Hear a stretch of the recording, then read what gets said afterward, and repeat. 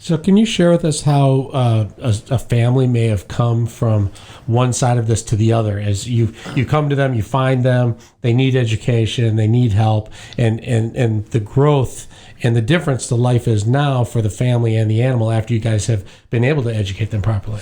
Yeah, so we actually deal with it on a pretty regular basis. So we have a gentleman who we ran into in the North End community who had 7 dogs.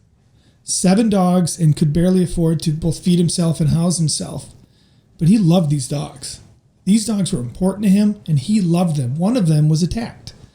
He had no means to, get to a veterinary clinic, and no means to care for it if he did. So our cruelty investigations unit was called out because there was a dog that was injured and was not getting vet care. So we went out there, and the team that I have is some of the most inspiring, compassionate people you will ever meet. So they didn't start with, why aren't you taking care of your dog? They start with, tell me what got you in this situation. And this man proceeded to tell an entire story about how important these animals are to him and how he collected them because they were starving on the streets. And he'd sacrifice meals for these pets. He'd given up his own food for these animals. Yet a lot of people would look at him and say, you shouldn't have those dogs. But that's not true. He doesn't have 7 dogs. He saved 7 lives. But every day after that, once a month, for almost a year, he put his dog on a wagon and walked it a mile to our veterinary clinic for its recheck. But thanks to some incredible donors and the support we have from the community, we were able to care for him. And now that man is one of our most vocal supporters in that community, telling people, you should get to know these guys. They're not that bad. They're in this community. We don't want to just be in a community. We want to be a part of a community. That's a great story.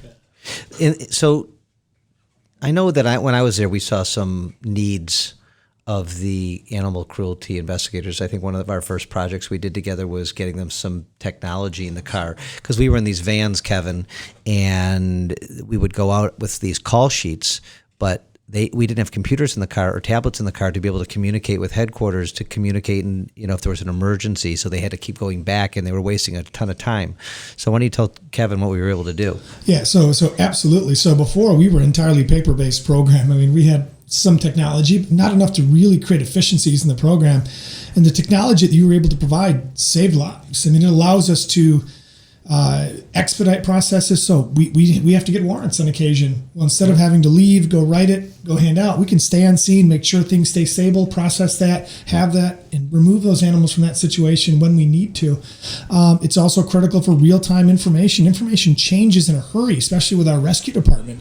Dog could be at one exit on the highway 1 minute. By the time we get there, it could be on another. Without real-time information, we're not able to do our job. And this has created some significant efficiencies, both in holding people accountable to animal cruelty and in our ability to respond to animals in need.